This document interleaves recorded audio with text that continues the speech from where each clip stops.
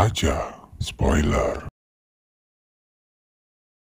Untunglah ada raja dan pasukannya yang sedang menyamar dan langsung bisa membebaskan Donghee dari penculik.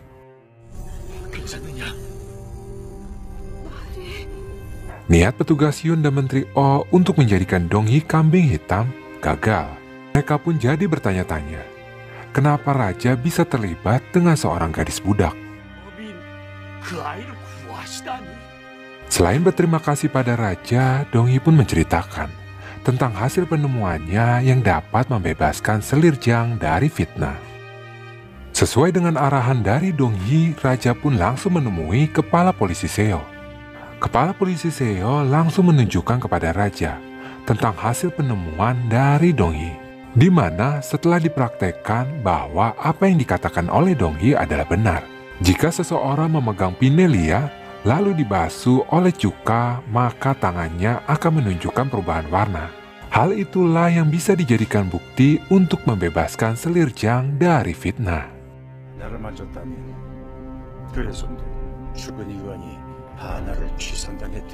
Para pengawal kerajaan datang ke Dewan Penyelidik untuk mengantarkan surat perintah dari raja dan memberikan rincian beberapa bukti dari kantor kepolisian bahwa selir Jiang tidak bersalah. Hal ini tentu sangat mencoreng nama Dewan Penyelidik, di mana bukti kebenaran ditemukan oleh seorang gadis budak.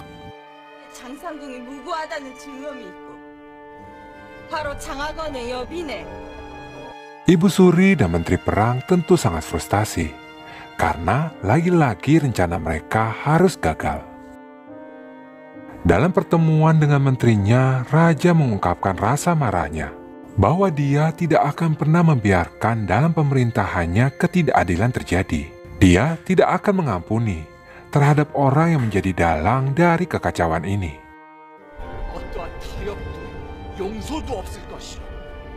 Untuk mengungkapkan rasa terima kasihnya dan membalas penghinaan dari Dewan Penyelidik, selir Jiang mengusulkan pada raja untuk menjadikan Donghee sebagai anggota Dewan Penyelidik. Raja pun membicarakan hal ini dengan ratu, karena Dewan Penyelidik di bawah wewenang ratu. Mendengar permintaan dari raja, ratu pun setuju untuk menjadikan Donghee sebagai anggota Dewan Penyelidik. Kakak dari selir Jiang akhirnya datang ke Joseon setelah beberapa lama mengembara di Cina. Selir Jiang pun ingin memperkenalkan Donghee dengan kakaknya, meminta pada kakaknya untuk membaca karakter Donghee. Setelah melihat wajah Donghee, Jiang Hije, kakak selir Jiang, langsung memberitahu selir Jiang bahwa selir Jiang seharusnya tidak dekat-dekat dengan Donghee. Jiang Hije beranggapan bahwa antara selir Jiang dengan Donghee memiliki kesamaan kepribadian. Cukuplah satu orang di dunia ini seperti selir Jiang. Jangan pernah memberikan sayap untuk seseorang yang menyerupai selir Jiang untuk bisa terbang, karena nantinya dia bisa menjadi pesaing dari selir Jiang. Donghee masih tak menyangka bahwa dirinya bisa diangkat sebagai anggota Dewan Penyelidik. Banyak orang-orang di biro musik yang mengira bahwa ini adalah hadiah dari Yang Mulia, karena Donghee telah berhasil menyelesaikan kasus sebelumnya. Donghee yang masih tak percaya akan hal ini mendatangi selir Jiang, menanyakan tujuan dari selir Jiang mengirimnya ke Dewan Penyelidik. Selir Jiang pun mengatakan bahwa Donghee lebih pantas dari siapapun untuk menjadi anggota Dewan Penyelidik. Anggapan itu berdasarkan kemampuan dan kecerdasannya dalam menangani kasus sebelumnya, bukan berdasarkan status seperti orang-orang yang lain. Selir Jiang pun percaya bahwa Donghee dapat melaksanakan tugasnya dengan baik dan menjadi anggota Dewan Penyelidik yang hebat.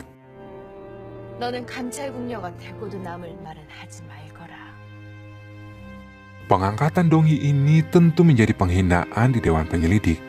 Mereka pun berniat untuk melakukan protes.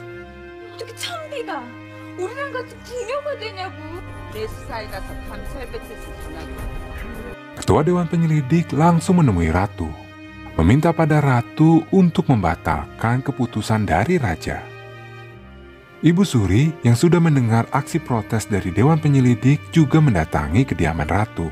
Dia pun mendukung aksi protes dari ketua Dewan Penyelidik, meminta pada Ratu untuk membatalkan tentang penunjukan Dongyi. Namun Ratu enggan mengabulkan permintaan itu, karena penunjukan Dongyi sebagai dayang anggota Dewan Penyelidik berdasarkan persetujuan dari dirinya. Setelah ia mendengar tentang kemampuan Dongyi dalam memecahkan beberapa kasus sebelumnya. Dia pun meminta kepada ketua Dewan Penyelidik untuk melaksanakan perintah dari raja. Di tempat lain, berdasarkan rekomendasi dari Menteri O, Jang Hee-jae dijadikan anggota polisi di bawah naungan Kepala Polisi Seo. Jung-soo memasuki istana dengan bertugas sebagai pengurus mayat.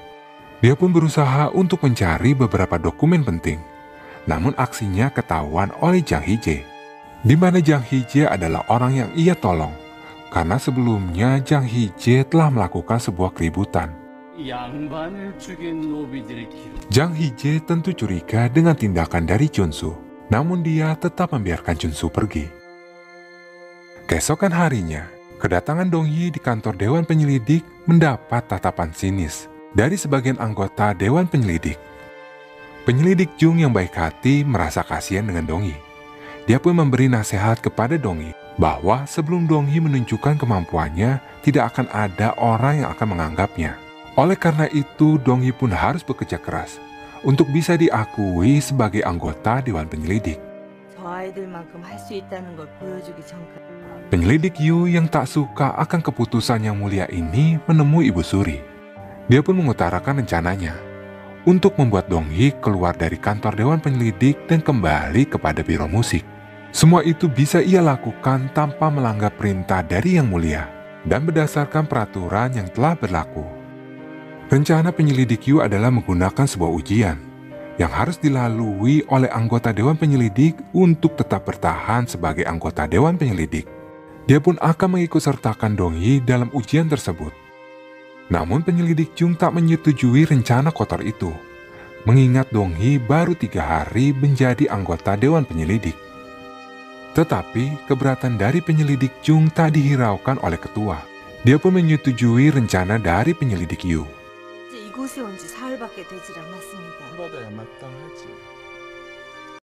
Mengetahui tentang ujian ini, awalnya Dongyi tak risau, karena dia diberitahu oleh penyelidik Yu untuk menyelesaikan ujian ini berdasarkan kemampuannya saja. Namun, seketika raut wajah Dongyi berubah saat diberitahu oleh penyelidik Nam Jung-in bahwa ujian ini adalah untuk menyaring anggota berdasarkan kemampuannya. Jika dia tidak lolos dalam ujian ini, maka dia harus keluar dari Dewan Penyelidik. Rasa was-was Dongyi semakin bertambah setelah mengetahui bahwa materi ujian ini diambil dari buku yang belum pernah ia baca. Dan pada akhirnya, Dongyi pun dinyatakan tidak lulus dalam ujian ini. Dongyi pun memohon pada penyelidik Yu untuk diberi kesempatan sekali lagi. Namun, penyelidik Yu enggan untuk memberikan kesempatan. Dia pun meminta pada Dongyi untuk segera keluar dari Dewan Penyelidik secara sukarela. Masalah ini sampai ke telinga Ratu, yang langsung menemui Dewan Penyelidik. Dia pun merasa kecewa terhadap ketua Dewan Penyelidik dan meminta pertanggungjawabannya. Ratu pun meminta Dongyi untuk menghadapnya. Pada Dongyi, Ratu pun bertanya, apakah Dongyi percaya diri bisa menyelesaikan ujian ini jika diberi kesempatan sekali lagi? Jika dia gagal sekali lagi dalam ujian, maka tidak ada alasan lain bagi Dongyi untuk bisa tetap berada di Dewan Penyelidik.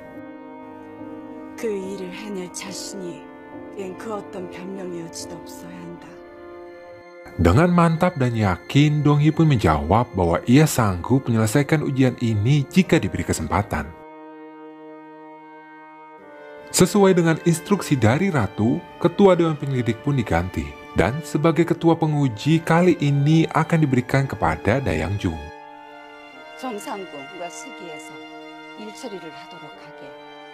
Dongyi pun akhirnya diberi kesempatan sekali lagi untuk bisa mengikuti ujian.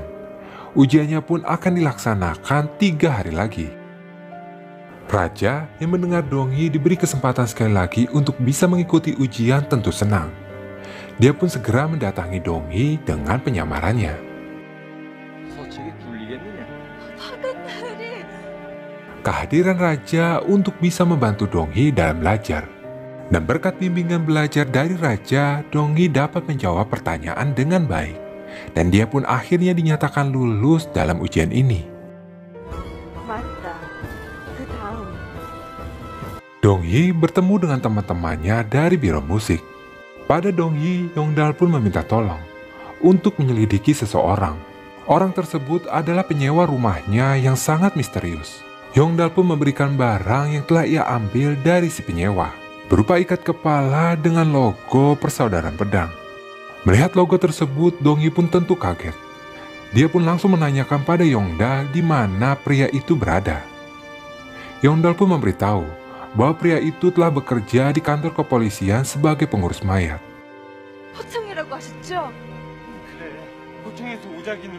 Dongyi pun segera berlari menuju kantor polisi. Dan dari salah satu petugas, Dongyi pun akhirnya mengetahui nama dari petugas mayat yang baru, yaitu Cha Chunsu. Jang Hee-jae yang mengetahui kemampuan bela diri dari Cha Chunsu sangatlah hebat mengajaknya bekerja sama. Jika Chunsu mau bekerja sama, Jang Hee-jae akan membantu Chunsu mencari sesuatu yang sedang dicari oleh Chunsu. Chunsu pun akhirnya menerima tawaran dari Jang Hee-jae. 그 제안 아직도 유효한 겁니까? 난 나으리가 원하는 걸 주고 나으리께서는. Jang Hee-jae menyelundupkan senjata ilegal. Dan dia meminta pada Chunsu untuk mengamankan senjata tersebut. Setelah Chunsu pergi, salah satu anak buah Jang Hee-jae memberitahu bahwa seorang penyelidik wanita sedang menyelidiki tentang Chunsu. Jang Hee-jae yang takut tindakan ilegalnya ini ketahuan meminta pada anak buahnya untuk segera mengurus penyelidik wanita tersebut. Chunsu mengetahui ikat kepalanya telah hilang. Dia pun langsung menginterogasi Yongdal. Dalam tekanan, Yongdal pun akhirnya jujur bahwa ikat kepala itu telah ia ambil dan diberikan kepada seorang penyelidik wanita yang bernama Dongyi. Mendengar nama Dongyi disebut, Chunsu pun segera mencari keberadaan Dongyi. 동희는 정말 아무 잘못 없습니다. 그러니 절대 동희는 건드. Dongyi sedang diikuti oleh anak buah Jang Hee-jae. Anak buah Jang Hee-jae mencoba menghentikan Dongyi dan mencoba untuk menghabisi Dongyi. Untung saja Chunsu datang tepat waktu, menghajar anak buah Jang Hee-jae tanpa ampun. Dan terjadilah pertemuan yang sangat mengharukan di antara dua saudara yang tak seayah, tak seibu, dan tak sesusu.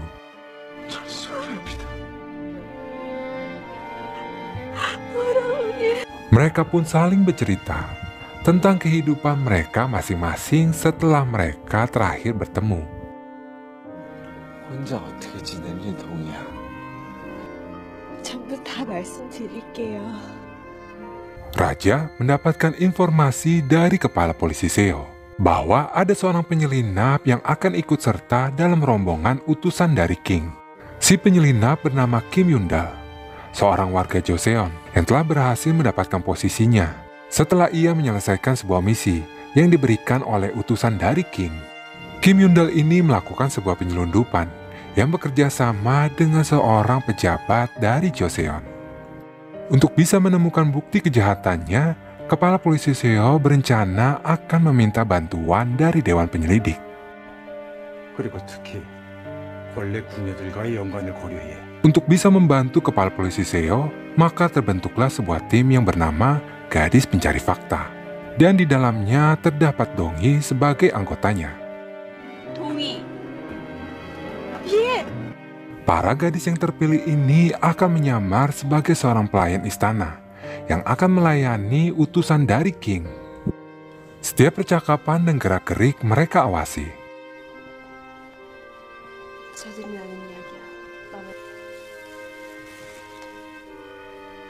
Chunsu bertemu dengan Jang Hee-jae untuk meminta bantuan agar dia bisa ikut seleksi dalam ujian militer, karena dia ingin menjadi pengawal kerajaan untuk bisa masuk ke dalam istana. 내가 문과를 보겠다고. 예. Pada kesempatan ini pula, Jang Hee-jae menanyakan, apakah Chunsu mengenal seorang penyelidik wanita yang bernama Dong-hee? Chunsu pun menjawab ia tidak kenal.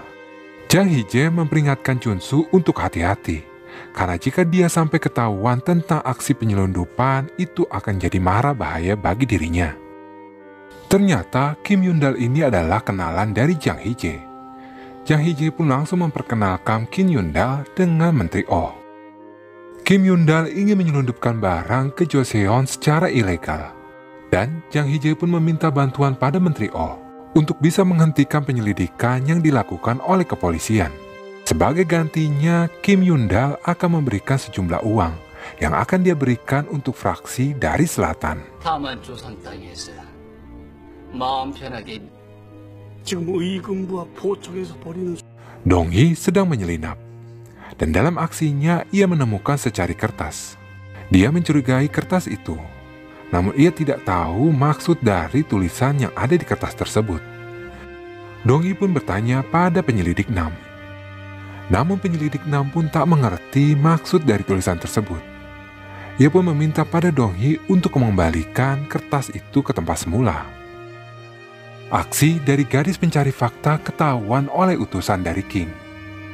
Para gadis itu pun dikumpulkan untuk segera dihukum. Dong-hee dan para gadis lainnya akhirnya dibebaskan. Mereka pun diberhentikan dari misi ini. Dong-hee masih penasaran dengan kertas yang ia temukan.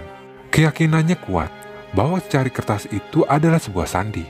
Namun ia tak mengetahui bagaimana cara memecahkan sandi tersebut. Hingga ia terfikirkan untuk bertanya pada Chunsu. Mengingat Chunsu adalah murid langsung dari ayahnya, ia mungkin tahu tentang sandi ini. Dan benar saja, Dong-hee pun akhirnya tahu bagaimana cara memecahkan sandi ini setelah diajari oleh Chunsu. 서역인들이 쓰던 나무 방식이야. 그러니 맞지만 이걸 이렇게 나무에 감으면 Merasa tak ada kesempatan lagi, Dong-hee pun menyamar sebagai budak dari biro musik. Saat biro musik sedang menjamu para utusan dari King, Dong-hee mendapatkan kode rahasia yang telah disembunyikan oleh Kim Yundal. Namun aksinya ketahuan. Dia pun dikejar-kejar oleh prajurit dari King. Dalam pelariannya, ia melihat raja dalam versi sebenarnya. Dong-hee tentu kaget, karena pria yang selama ini ia kenal sebagai petugas dari pengadilan adalah seorang raja. Prajurit dari King ingin menangkap Dong-hee, namun raja berusaha untuk melindungi Dong-hee dengan mengatakan bahwa pelayannya ini akan diinterogasi oleh pengawal kerajaan dari negeri Joseon.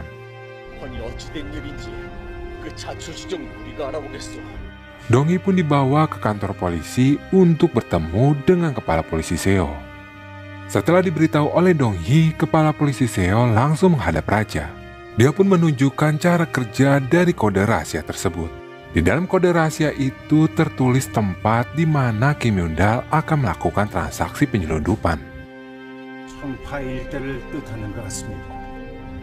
Raja pun segera memerintahkan kepala polisi Seo mendatangi tempat itu untuk mendapatkan bukti agar bisa menjerat Kim Yundal.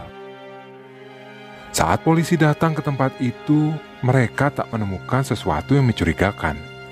Hingga datang kepala polisi Seo untuk menyidak pekerjaan anak buahnya. Dengan insting yang tajam dan pengalaman yang mumpuni, kepala polisi Seo akhirnya bisa menemukan senjata-senjata yang telah diselundupkan. Jang Hee-jae sebagai rekan dari Kim Yundal tentu kecewa karena aksinya digagalkan oleh Dong-hee. Namun dia sudah mempunyai rencana lain agar pihaknya tak sampai ketahuan telah bekerja sama dengan Kim Yundal. 두 분을 사지에 몰아넣게 하겠습니다. 날 물먹인 그 계집한테다. Raja memanggil Dong-hee untuk menjelaskan tentang siapa dia sebenarnya. Kepada Dong-hee, Raja pun meminta maaf karena selama ini telah membohonginya. Dan pada akhirnya kesalahpahaman ini pun dapat terselesaikan. 반반이라고 속인 건 내가 아니냐. Pada malam harinya, utusan King menemui raja untuk mengabarkan bahwa Kim Yundal telah bunuh diri. Di dalam surat yang telah ditinggalkan oleh Kim Yundal sebelum meninggal tertulis bahwa ia melakukan tindakan ini sebagai bentuk protes atas fitnah kejahatan yang tidak pernah ia lakukan. Utusan King pun meminta pertanggungjawaban dari raja berupa penyerahan Donghi sebagai gantinya, karena dia akan membawa Donghi ke King dan melakukan interogasi di sana. Raja bersikeras untuk tak menyerahkan Donghi, meski telah didesak oleh para menteri, karena mereka takut peristiwa ini akan membawa hubungan yang tidak baik antara King dengan Joseon. Junsu yang mendengar peristiwa yang menimpa Donghi ingin mengajak Donghi pergi dari istana. Namun Donghi enggan untuk melakukan hal itu. Dia lebih memilih untuk bertemu dengan utusan dari King agar bisa tetap menjaga hubungan baik antara Joseon dengan King. Saat diinterogasi oleh utusan dari King, Donghi menjelaskan bahwa Kim Yundal masih hidup. Dia berkeyakinan seperti itu karena telah melihat jasad dari orang yang diduga sebagai Kim Yundal. Meski wajah jasad tersebut telah hancur akibat terjun dari jurang, Donghi dapat meyakini bahwa orang tersebut bukanlah Kim Yundal, karena ia melihat ada bekas tusukan di belakang leher dari jasad tersebut. 김윤달이 살아있다고? 예, 시신을 보관하는 의군부 감시실에서. Donghi beranggapan bahwa jasad tersebut adalah orang lain yang sengaja dibunuh untuk dijadikan tumbal sebagai pengganti Kim Yundal. Donghi meminta diberikan waktu untuk bisa membuktikan bahwa semua ini adalah jebakan yang telah disiapkan oleh Kim Yundal. Setelah mendengar penjelasan dari Donghi yang masuk akal, utusan dari King pun akhirnya memberi waktu pada Donghi selama 3 hari untuk bisa membuktikan bahwa Kim Yundal masih hidup. 네 말을 믿어 사흘 뿐이다. 할 것이다. Jang Hee-jae mengutus Junsu untuk mengawal Kim Yundal kembali ke King dengan melewati sebuah pelabuhan kecil. Awalnya Junsu tak mengetahui bahwa orang yang sedang dikawal adalah Kim Yundal. Namun setelah mengetahui bahwa orang yang telah dikawal adalah orang yang membahayakan nyawa Donghi, dia pun menyusun sebuah jebakan. Saat Kim Yundal dan pengawalnya telah sampai di pelabuhan, polisi datang untuk menangkap mereka.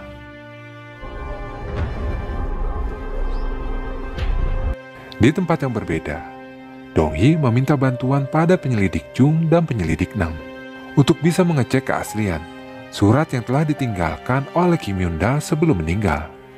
Tulisan di surat tersebut dengan tulisan Kim Yundal di buku kedatangan utusan dari King sangatlah berbeda. Yang dapat diartikan bahwa tulisan di surat tersebut adalah tulisan orang lain. 다른 자가 쓴 것입니다. Kim Yundal langsung dihadapkan ke utusan dari Cina. Melihat semua ini, utusan dari Cina pun meminta maaf pada raja atas kekeliruan dan kesalahpahaman yang terjadi. Dia pun menyerahkan Kim Yundal untuk diproses sesuai dengan hukum di Joseon.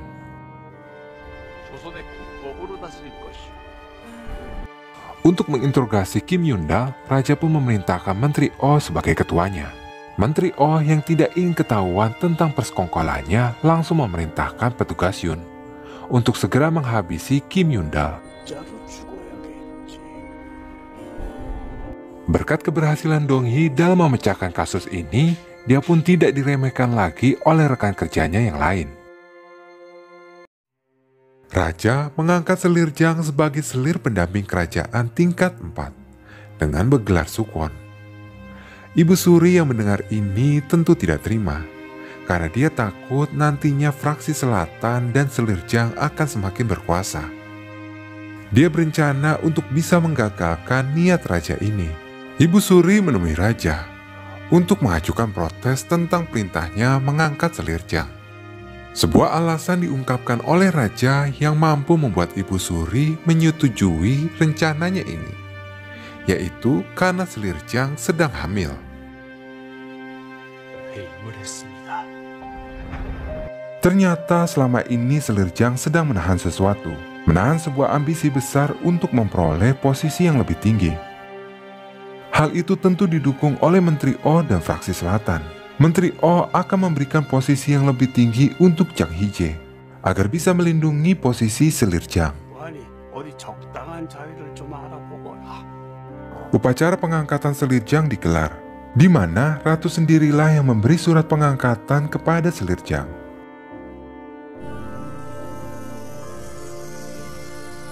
Hingga 1 tahun berlalu, Donghee sedang melaksanakan tugas dalam pemeriksaan rutin terhadap para dayang. Sambil melaksanakan tugasnya, ia pun tetap mencari pemilik aksesoris kupu-kupu di antara para dayang. Hingga ia tiba di kamar seorang dayang yang melayani Jang Suk-won. Dalam pemeriksaannya, Donghee menemukan sebuah resep yang bernama Baekjul. 백주부사탕 차방인 것 같은데. Merasa tak ada yang mencurigakan, Donghee pun mengembalikan resep tersebut ke tempat semula. Di tempat lain, kondisi Ibu Suri semakin menurun. Ratu yang mencurigai akan ada sesuatu hal yang terjadi meminta bertemu dengan penyelidik Jung. Ratu menyerahkan sebuah surat kepada penyelidik yang ia percaya. Dalam surat tersebut tertulis bahwa ada orang yang berniat untuk mencelakakan Ibu Suri dengan memberikan racun. Penyelidik Jung diminta untuk menyelidiki hal ini, tanpa ada seorang pun yang tahu termasuk kepala penyelidik. 아주 은밀하게 처리해야 되네. Untuk membantu tugasnya, penyelidik Jung meminta bantuan pada penyelidik Nam dan Donghee. Saat penyelidik Jung bertemu dengan penyelidik Nam tak setuju dengan keikutsertaan Donghee, karena dia melihat kedekatan antara Donghee dengan Jang Suk-won. Namun karena penyelidik Jung sangat membutuhkan kemampuan dari Donghee, dia masih bersikeras untuk mengikutsertakan Donghee. 그 아이 재주가 필요해서 하는 말이다. Saat Donghee mendengar kasus ini, ia masih tak percaya bahwa Jang Suk-won adalah dalang dari kejahatan ini. Dia pun berusaha untuk membela Jang Suk-won. Namun, melihat konflik yang terjadi sebelumnya antara Ibu Suri dengan Jang Suk-won, penyelidik Jung tetap mencurigainya. Donghee yang mendengar itu bersikeras untuk bisa membuktikan ketidakbersalahan Jang Suk-won. Maka dia setuju untuk terlibat dalam kasus ini. 네가 도와줬으면 하는데 그러지 절대 그럴 분이 아니십니다. 주여, 입이 만마하는. Sebuah pertanyaan pun diberikan oleh penyelidik Nam kepada Donghee. Apa yang akan Donghee lakukan jika Jang Suk-won terbukti bersalah menjadi dalang dari kejahatan ini? Donghee pun menjawab, jika benar hal itu terjadi, maka Jang Suk-won harus dihukum, karena kejahatannya tidak dapat dimaafkan. 시더라도 그런 짓을 하셨다면. Penyelidikan pun dimulai.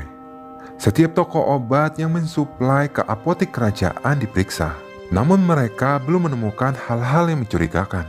Donghee pun menduga bahwa ada seseorang yang berusaha untuk menjebak Jang Suk-won. 음해하기 위해 그랬을 것이란 겁니다.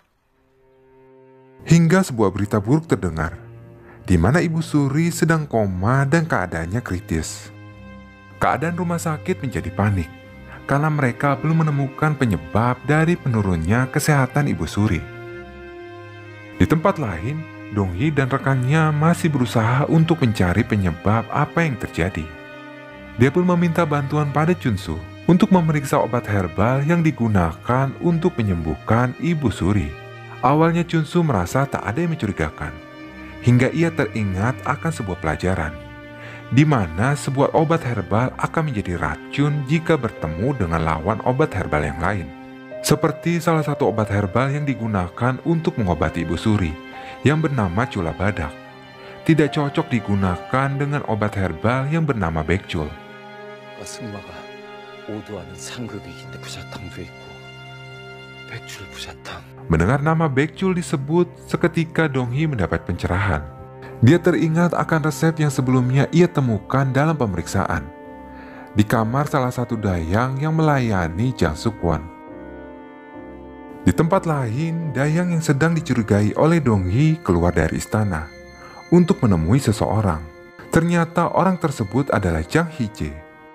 Jang Hije pun memberikan sebuah surat untuk diberikan kepada dokter yang sedang memeriksa keadaan dari Ibu Suri. Pertemuan antara Dayang dan dokter ternyata diketahui oleh Dongyi. Dayang yang bernama Yongsan itu masih berusaha untuk mengelak, meski Dongyi telah melihat dengan mata kepalanya sendiri. Yongsan pun menceritakan kejadian ini pada Jang Suk-won. Ternyata Jang Suk-won tidak mengetahui perbuatan dari kakaknya. Mendengar cerita dari Yongsan, tentu dia sangat marah, karena hal ini dapat menimbulkan masalah baginya.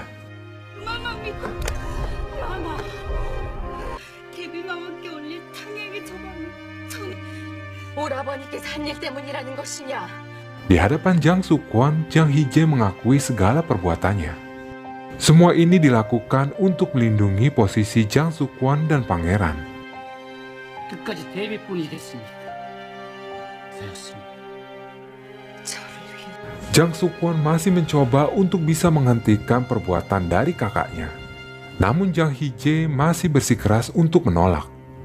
Mengingat tempat tinggal yang sedang ditempati oleh adiknya adalah istana, di mana setiap orang dapat menggunakan cara kotor untuk memperoleh posisi yang mereka inginkan. 꼴입니다. 권세를 지으려고 하는 것이 바로 꼴입니다. Jang Hee-jae pun memberikan sebuah pilihan untuk dipilih oleh Jang Suk-won.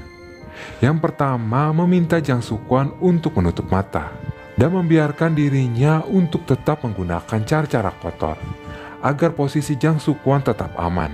Pilihan yang kedua adalah putus hubungan persaudaraan. Di tempat yang berbeda, Dongyi sedang berusaha untuk bisa melihat resep obat apa saja yang diberikan kepada Ibu Suri.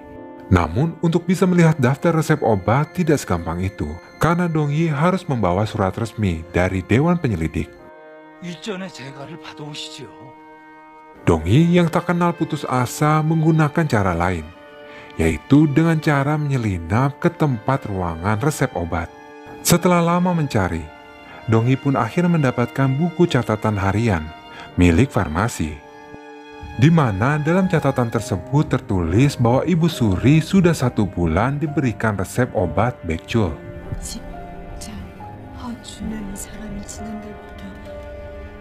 Sebuah pilihan yang sangat sulit diberikan oleh kakaknya.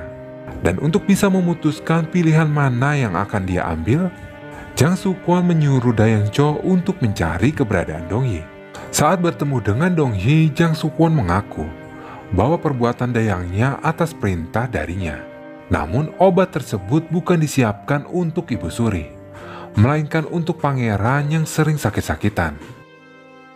내 명으로 그 탄약을 지은 것 왕자를 위해서였다. Dongyi tentu tidak percaya dengan kebohongan yang dibuat oleh Jang Suk-won, mengingat obat tersebut tidak pernah diberikan untuk anak kecil. Dongyi mengetahui bahwa apa yang dilakukan oleh Jang Suk-won adalah untuk melindungi kakaknya. 누구보다 믿고 싶은 게 소윤입니다. 아까 100일 지난 왕자마마께 쓰셨다는 것을 믿으란 말씀이시죠? Dongyi yang masih percaya bahwa Jang Suk-won tidak bersalah berusaha untuk membuktikan. Dengan cara meminjam surat yang pernah diberikan oleh ratu kepada penyelidik Jung. 그래서 중정마마께 받으신 그 투서를 위해 꼭 필요해서 그렇습니다. Dengan bantuan dari kepala polisi Seo, Dongyi pun akhirnya mendapatkan contoh tulisan dari para petugas medis. Mereka pun mencocokkan setiap tulisan dengan surat yang pernah diberikan oleh ratu untuk bisa menemukan siapa orang yang mengirim surat tersebut kepada ratu. Di tempat yang berbeda, Jang Suk-won menemui Menteri Oh untuk membahas masalah ini. Ternyata Jang Suk-won sudah memikirkan sebuah cara untuk terbebas dari masalah ini dan membuat masalah ini menjadi kesempatan baru baginya untuk memperoleh posisi yang ia inginkan. Di tempat yang berbeda, Dongyi akhirnya menemukan siapa orang yang mengirim surat kepada ratu. Namun saat didatangi oleh Dongyi, perawat tersebut malah kabur.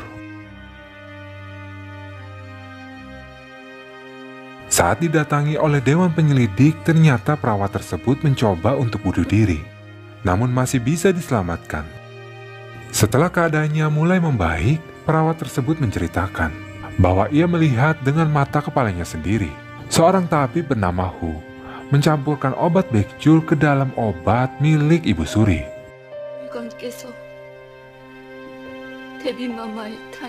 Penyelidik Jang melaporkan hasil temuannya kepada Ratu. Dan Ratu pun langsung memberitahu hal ini kepada Raja. Mendengar apa yang dikatakan oleh Ratu, Raja tentu syok. Karena mengetahui selir yang sangat ia sayangi mencoba untuk mencelakakan ibunya. Ratu pun mendesak Raja untuk segera mengungkapkan kebenaran.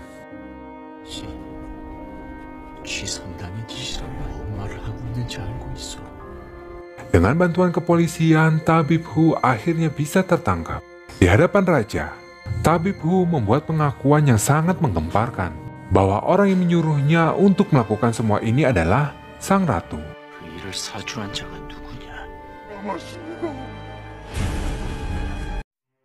Kesaksian dari Tabib Hu ini tentu membuat gempar. Dongyi menduga bahwa ada seseorang yang ingin menjebak Ratu. Jika hal ini sampai dibiarkan, bukan hanya Ratu saja yang dalam bahaya. Mereka yang bekerja secara diam-diam di bawah perintah Ratu pun ikut menanggung akibatnya.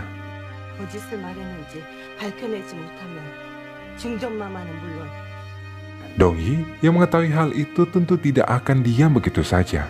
Dia pun langsung bergerak untuk mencari bukti-bukti yang lain.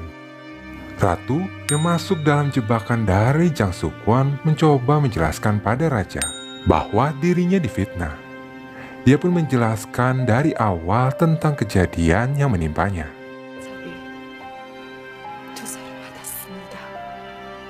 Hal ini tentu membuat Raja menjadi bimbang, karena Jang Sukwon juga merasa dirinya dijebak. Sebuah fitnah yang menyerangnya agar dia bisa keluar dari istana.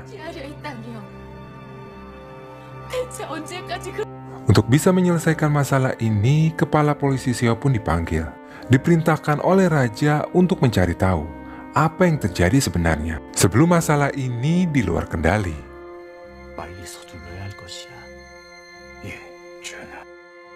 Penunjukan kepala polisi Seo untuk menangani kasus ini ternyata sudah dalam perhitungan Jang Hee-jae. Dia pun meyakinkan Menteri Oh untuk tenang dan tak melakukan tindakan yang gegabah. Karena dia sudah memperhitungkan cara apa saja untuk bisa lolos dari kasus ini. Dongyi menemui Ratu, karena dia merasa bahwa jebakan untuk Ratu disiapkan saat Ratu menerima surat tanpa nama tersebut. Dongyi pun bertanya pada Ratu, kepada siapa saja surat itu ditunjukkan. Ratu pun menjawab bahwa sebelum ditunjukkan pada penyelidik Jung, ia menunjukkan surat tersebut kepada keluarganya. Di tempat yang berbeda, kepala polisi Seo menggeledah rumah dari Tabib Hu. Dan di sana ia pun menemukan sebuah cek bernilai 10.000 yang dari salah satu keluarga Ratu. Bukti ini tentu semakin memberatkan Ratu. Raja menyuruh Kasim untuk membawa Dongyi ke hadapannya. Karena hanya Dongyi lah sekarang ini yang dapat ia percaya.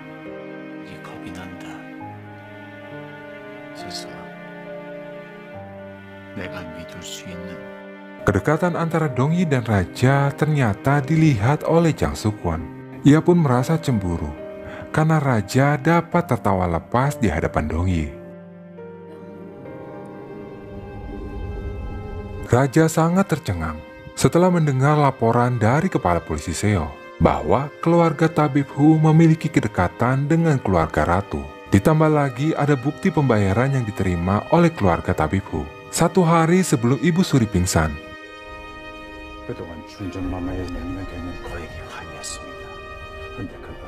Penyiksaan terhadap keluarga Ratu dan para pelayannya sedang dimulai oleh polisi guna untuk mencari keterangan. Ratu yang mengetahui hal itu tentu merasa tidak enak hati karena keluarganya harus terlibat dengan masalah ini. Dongyi dengan ditemani oleh Chunsu mencoba menyelidiki tentang sumber uang yang diterima oleh Tabib Hu.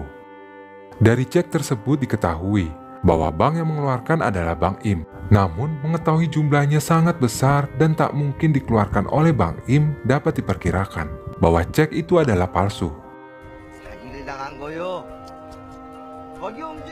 hingga mereka menemukan tentang orang yang melakukan transaksi dengan cek palsu tersebut. Mengingat ini sangat berbahaya, Chunsu pun meminta pada Dong-hee untuk tetap di tempatnya. Biarkan dia saja yang mengurus orang-orang tersebut. Chunsu pun dengan mudah dapat melumpuhkan orang-orang tersebut. Belum menginterogasi, langkahnya sudah terhentikan oleh kehadiran kepala polisi Seo dan anak buahnya, yang juga mengikuti pria tersebut. Di tempat yang berbeda, Dong-hee yang sedang sendiri ternyata dalam bahaya karena anak buah dari Jang Hee-jae mencoba untuk menangkapnya. Karena sudah terdesak, Dong-hee pun tak dapat melarikan diri. Dia pun akhirnya tertangkap dan disekap di sebuah gudang.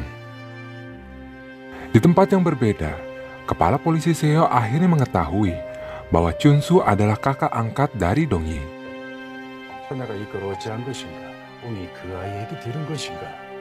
Chunsu dibebaskan dan dia disuruh menunggu karena Dong-hee sedang dijemput oleh polisi. Di istana, keadaan Ibu Suri semakin mengkhawatirkan. Hubungan raja dan ratu pun sedang tidak baik-baik saja. Keadaan ini tentu dimanfaatkan oleh Jang Suk-won untuk menarik perhatian raja lebih lagi. Orang yang ditangkap oleh Chunsu adalah sekretaris dari Bang Im. Dialah orang yang disuruh untuk menulis cek palsu tersebut.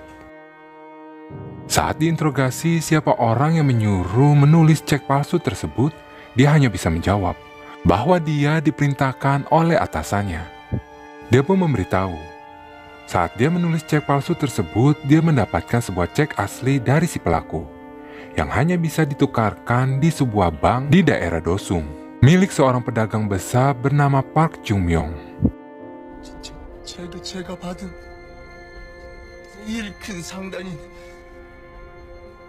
Berita buruk pun datang. Polisi yang diperintahkan untuk menjemput Dong-hee tak bisa menemukannya. Dong-hee pun dinyatakan hilang. Kepala polisi Seo langsung menyuruh anak buahnya untuk mencari keberadaan Dong-hee, karena dia khawatir Dong-hee dalam bahaya. Di tempat yang berbeda, Jang Hee-jae menyuruh anak buahnya untuk segera menghabisi Dong-hee. Chunsu yang mengetahui penculikan Dong-hee ini adalah perbuatan dari Jang Hee-jae langsung mendatangi salah satu orang kepercayaan dari Jang Hee-jae. Dia pun segera mendesak orang tersebut untuk mengatakan di mana Dong-hee berada. Dong-hee akan ditenggelamkan. Untung saja ada Chunsu yang datang menolong.